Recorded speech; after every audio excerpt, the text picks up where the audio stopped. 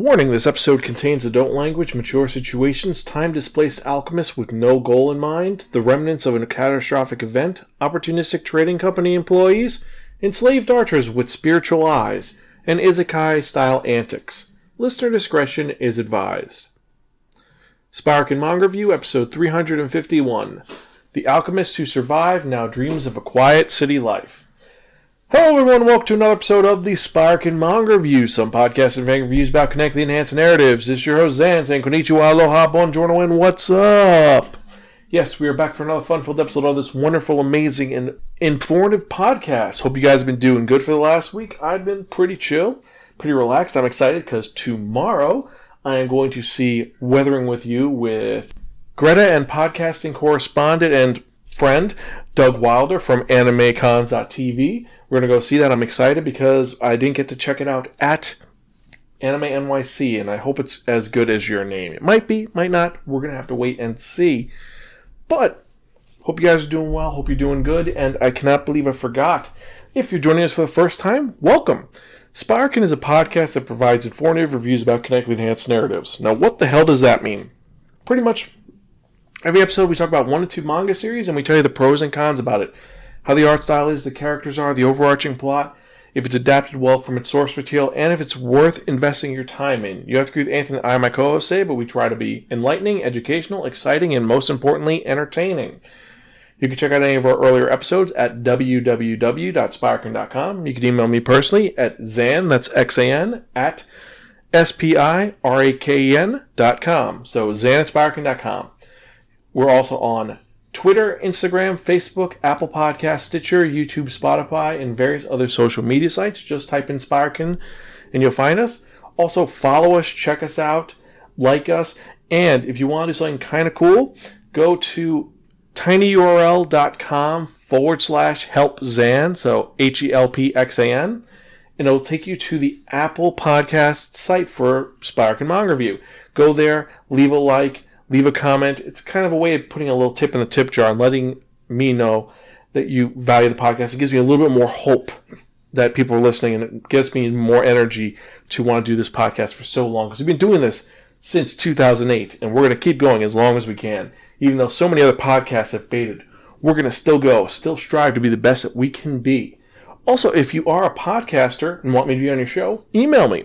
I am always down for guest starring on a podcast.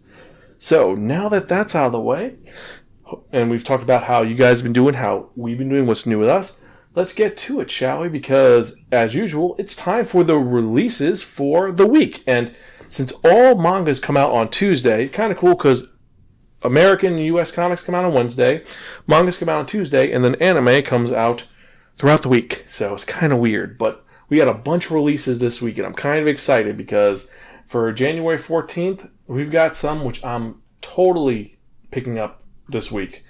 Now, the first one is Case Closed, Volume 73, for you Detective Conan fans. Himoto Umaru-chan, Volume 8, definitely picking that one up. Hitorim Jimi, My Hero, Volume 6. If I Could Reach You, Volume 3. Knights of Sidonia, the Master Edition, those are the omnibuses, everybody, Volume 4. Persona 5, Volume 1. Now, I'm intrigued by that. I love Persona 5. I'm picking up the re-edition, but I don't know if the manga's going to be as good. We'll see. Pokemon Sun and Moon, Volume 6. Radiant, Volume 9. Satoko and Nada, Volume 3. There's only one volume left after that. Splatoon, Volume 8. The Homestuck Epilogues. Technically considered a manga because finally someone picked up Homestuck and it's now being released as tankobons, but yeah, they're comics, but we'll call them mangas. The Legend of Zelda, Twilight Princess, Volume 6. To Love-Ru, Darkness, Volume 14. Uzaki-chan Wants to Hang Out, Volume 2. Yamada-kun and the Seven Witches, 21-22, the manga. And finally, Yokai Watch, Volume 13, the manga. So this week was super not heavy on light novels at all. There was none. We've got a lot of great mangas. The two that I'm really excited for are Satoko and Nada and Umaru-chan because they're like crack. I love them so much. I'm kind of interested in Legend of Zelda Twilight Princess Volume 6 because that manga's been really interesting. I love how they twisted the story and they made it completely different from the video game, and I like where it's going. So I can't wait to see that. The one that I'm kind of, besides Homestuck, the one that I'm really pushing against that I don't want to check out is Uzaki-chan Wants to Hang Out, because it seems like it's just a really bad, porny gag manga. If you read Uzaki-chan, let me know. It's been on the wheel, but what is your feelings about that series? Let me know. So, now that that's out of the way, let's get to the other fun part. Yes, we're talking about the manga review of the day, because if you remember from last episode, I spun that one, that only, The Wheel of Manga, and it dictated to me that reviewing a manga that was written by Usata Nonohata and Guru Mizoguchi. It's kind of weird because if you look at the release schedule of who released it and who wrote it, it gets kind of dicey because this is an adaptation of a light novel. But the character design is by Ox. Now, this came out in 2017, still coming out. There are 6 volumes of the light novel. There's 2 manga volumes. We're obviously reviewing the manga because light novels go in our bookshelf series. This was published by Enterbrain Kadokawa, a.k.a. Yen Press. Love that. And it is a fantasy shoujo slice of life series that kind of borders on isekai, but isn't isekai. And the series we're talking about is Ikinokori Renkinjutsushi wa Machi de Shizuka ni Kurashitai, or The Alchemist Who Survived Now Dreams of a Quiet City Life. Now, when I first heard about this, I heard the title was The Last Alchemist, Dreams of a City Life. I think that would have flowed a little better, but hey, it's if The Alchemist Who Survived Now Dreams of a Quiet City Life, that works. And that fits the concept of this story because it is kind of weird.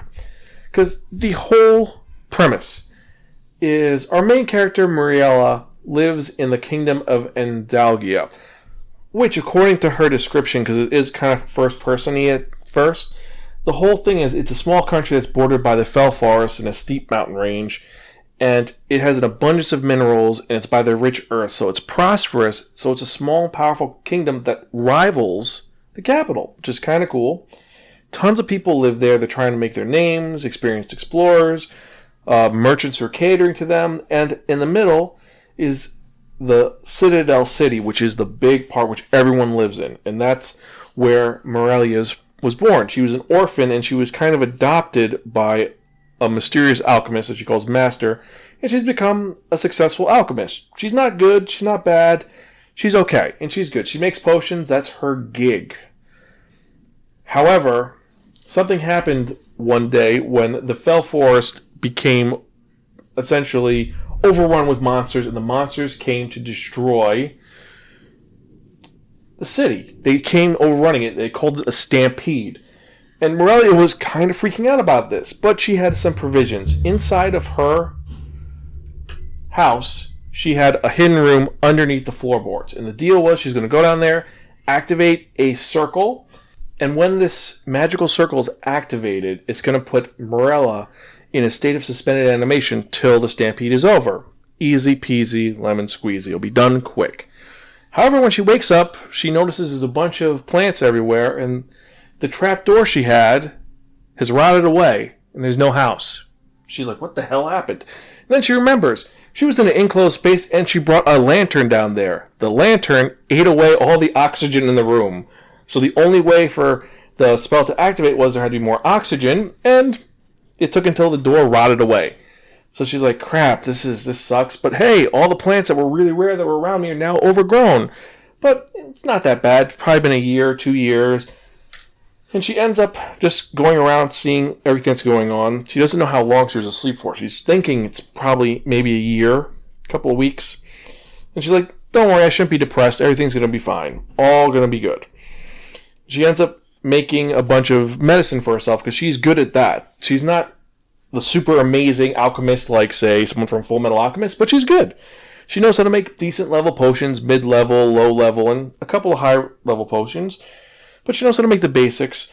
The best thing is that she's able to incorporate the environment around her, the plants around her, to do things like she grabs a bunch of weeds and says, okay, mix these up here. Now I've got a monster-warding skirt made of monster-warding herbs. Perfect. We'll be fine. She ends up making a bunch of healing potion, and then she makes a monster warding potion just to be on the safe side, because she's not a fighter. She's kind of the support character. But that's what she does. So she's getting stuff together because she has to rebuild what she lost. I mean, it's been, it's a couple of years. She's got to be like, okay, I got to get my money together. I'll go to the town. I'll find out what happened. But first off, I want to get a bed because I was sleeping on a floor. She was lying down on the floor for however long it was, and her back kind of hurts a little bit. So I'll go to town. It'll all be good. And as she's walking, she notices things are a little different. The road that she was used to is now overgrown. It's still there, but it's not as clear as it used to be. The farmlands are gone. And as she's noticing this, suddenly she sees a bunch of carts being attacked by monsters, like wolves. And she's like, oh crap, I don't know what to do. And she figures out, you know what I'll do? I don't know if they're bandits, I don't know if there's, but if I save them, then maybe they'll leave me alone, they'll help me out. So she takes one of her monster ward repellents, her spray, she throws it, and it makes the monsters bolt. These wolves run away, and they're like, hey, was that a magical potion to ward monsters? Wow, thank you. Are you a forest spirit? She's like, no, just me. I just saw and I wanted to help you out. Well, listen, you can help us out. Hi, my name is Lieutenant Malrex. This is Lynx, and we're part of the Black Iron Freight Corps. If you hadn't shown up, we would have been in a lot of trouble. So how about we buy that off of you? Do you have any other medicine? And she had like a potion. She's like, I can give you a potion too. Okay. How about I give you, and she's thinking in her head, maybe they'll give me a couple of coppers, because generally these potions are 5 coppers, 10 coppers, 20 at the most. How about 2 silver coins? Wait, what? 2 silver coins? And she's calculating this. She's like, that's 100 copper. That's 200 copper. She's like, wait, what? Did the prices go up that much since I've been gone? I mean, has there been inflation? Is bread now 50 copper? It's like, oh, you're being a hard bargain. Okay, we'll give you 1 gold piece. And she's like, what? 1 gold piece is 10 giant silver. So she is mind-boggled. Like, they're paying her so much for her wares. And she agrees, and they're going to take her into town. She's going to find out what's going on. They thank her. She'll sell them more stuff, maybe. We'll see. They're just kind of talking. She's riding. It's like in the front because she's hitching a ride, and the wagon will take them to what the captain says is the Labyrinth City. And she's a little confused, like it was the Citadel City, but I guess they changed to the Labyrinth City. And as she's riding around and riding towards the city, she notices that all the buildings that, for her, yesterday were perfectly fine are crumbled. They're ruins. And she's like, it seems like the stampede only happened yesterday, but just how much time's passed? I mean, the crowded buildings that stood here, the shops and stores overflowing with goods, the hustle and bustle, they're all gone. And he's horrified by this. And she's like, I hope someone got out. And Lynx is like, yeah, people got out. I mean, they're now living in the city now. I mean, their offsprings are. It was 200 years ago, and this just completely shocks Morella because, like I said, she thinks it's yesterday, and it's been 200 years. This is Captain America level. I was in ice for 70 years, but 200 years. A lot has changed. And as she enters the city, she discovers a lot of things, which are intriguing and scary at the same time, because she discovers that her cheap potions that she thought were mediocre and okay, like her pain potions, her healing potions, her ward potions, all these potions she knows, no one makes them anymore. They're in kind of high demand, and it's cool because Morella is an Endosian pact bearer. She's someone who communicates with spirits and ley lines to perform alchemy, and the ley lines are so good, she knows how to do this. No one else knows how to do this, so she can make quite a bit of coin as long as no one tries to exploit her. And that's the series' premise, is she's existing in this world while hiding the fact that she's an alchemist and being in this world and doing things that it's there. And she's being helped by the Black Iron Freight Corps, but they also want her to make potions for them, and they want to sell potions for her. And the crazy part is that they don't know where she got the potions from, but she says, I can get you potions. She doesn't say she can make them, but she says, I can get them for you, but so we'll make a deal. And they're like, okay, sure, we can make a deal. Well, so you make us potions, we'll sell them, and 40%. And she's like, oh God, 30 to 40%? That's, I can live on that, I think, if we sell it for, like, well, we'll keep, that's our cut. She's like, what? That's a little low, isn't it? So because of the the scarcity of these medicines, she's going to make a lot of money quick.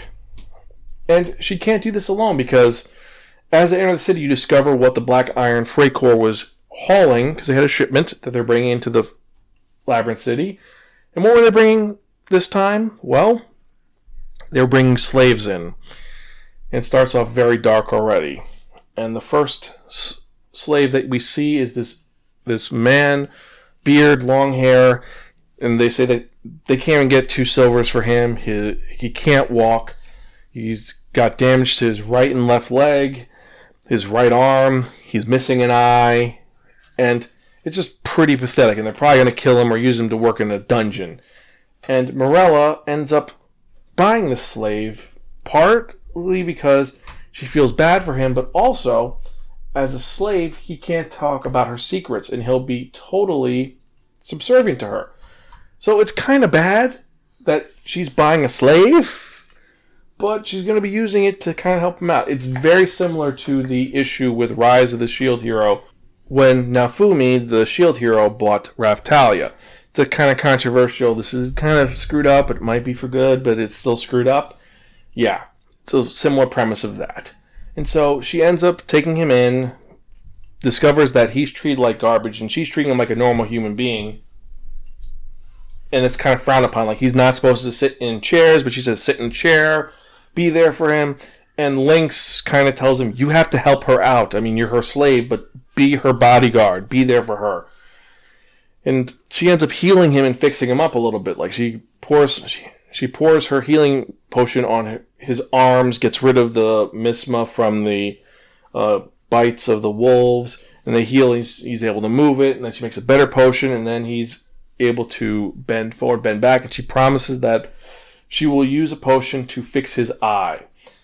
In a kind of like bonus chapter, we discover that his eye is actually like a ghost eye, so it gave him superpowers.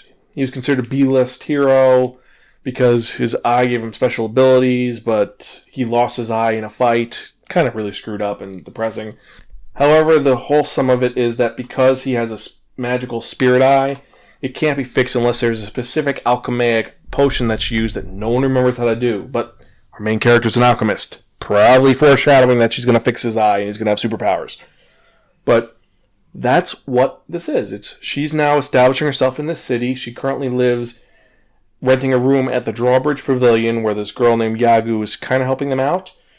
You have the guy, Siegfried, who is her slave, as I said. And then you have a couple of other individuals she meets besides the Black Iron Freight crew.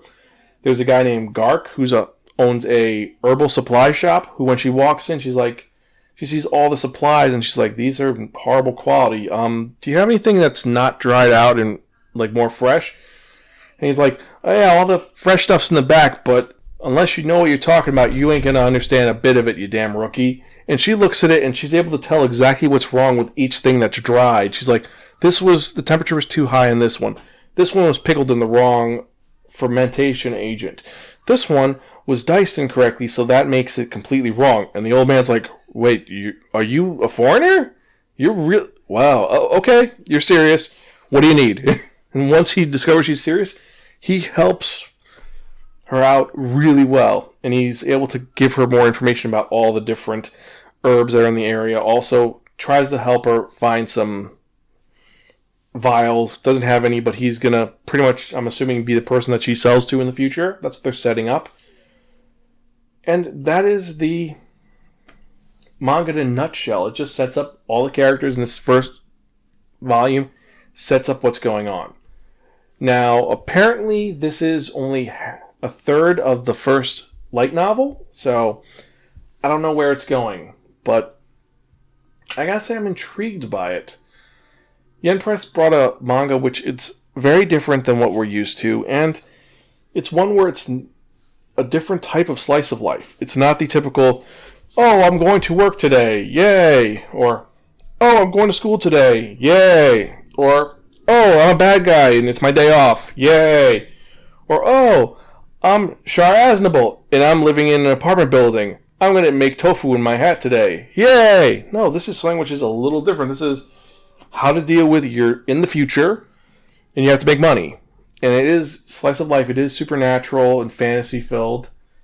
And I gotta say, I do like it. I do like that aspect of it. Now, the art style that Ox does is tremendous. Some of the visuals for the alchemic circles are really well done. The drawings for magic are cool.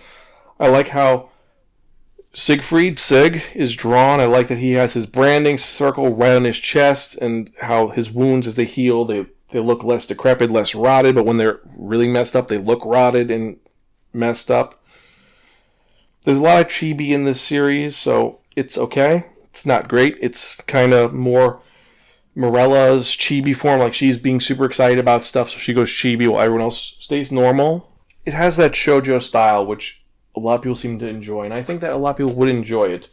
The title does push a lot of people away because it is an obnoxious title. It's not just like Just Now, or Alchemist Life, or Quiet Life. No, it's The Alchemist Who Survived Now Dreams of a Quiet City Life. It's pretty long. However, I say ignore the title and definitely read this manga. It's a lot of fun. It's different. And I do enjoy the fact that it's one where it's done something very unusual with a typical trope. It's not an isekai. It's a time travel one, which it's turned into a slice of life of just the mundane day-by-days of being an alchemist in the future. It kind of scratches my Bison Wolf itch a little bit, where it's like, okay, this is an alternative world and it's not it's adventure, but it's more like bureaucracy. But this one seems to be more like mercantile. I hope it's a little like Ascendance of a Bookworm, but we're gonna have to wait and see. However, that being said, it does lose points. Now, besides the point that I said with Siegfried being a slave and them essentially beating him at one point and all of that nonsense, the manga does take place in a fantasy world, and it's not a lot of action happens, not a lot happens. It's just she wakes up, saves them using a potion, and then it's her walking around town buying stuff. And then she spends part of the later half of the manga cleaning up a guy, washing him, pouring water on him, and then going into the woods to make sand into vials. That's pretty much this entire plot broken down into one shot for the first volume. It's going to increase, I guarantee it. But that first volume, it's a little rough. Not much happens if you're into the action fight, or if you're into the procedural stuff where every chapter something different happens, it's a different story. So that may be a deterrent. However, I do enjoy this series. I think it's going to be well done, and I'm excited to see where it goes. For that reason, I'm going to have to give this Borrow from a Friend and Don't Return Unless Offered Pocky. Totally worth it. It's worth checking out, it's worth buying, and I'm going to put the light novel on my list of things to review, and we're going to talk about the light novel in a couple of weeks. Hopefully, because I've got a lot of other stuff to review on the Spiraken bookshelf, because we got some real books also, including maybe a Stephen King book. Anyway, if you've read this manga, let me know what you think about it. Let me know what your thoughts on this whole concept is. Email me, zanspiraken.com, or spiraken@gmail.com. Also, random question for the day. What would you do if you woke up and it's 200 years later? What would you do? Let me know. Direct message me or message me. Also, check out any of our earlier episodes, www.spiraken.com. Email me personally, zanspiraken.com. And let's get to the part you've all been waiting for. And what are we talking about? We're talking about that one. That only.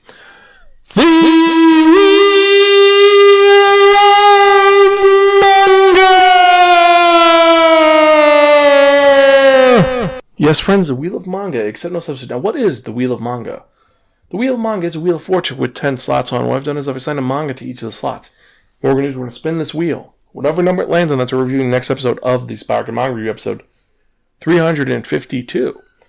So I'm kind of excited. I'm kind of perplexed. And, well, like I said, let's see what's going to happen.